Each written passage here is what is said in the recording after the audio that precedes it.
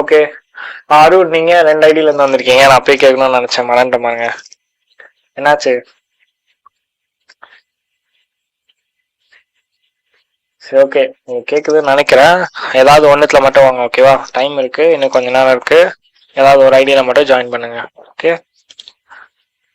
Okay. Purpose பண்ணிட்டாங்க.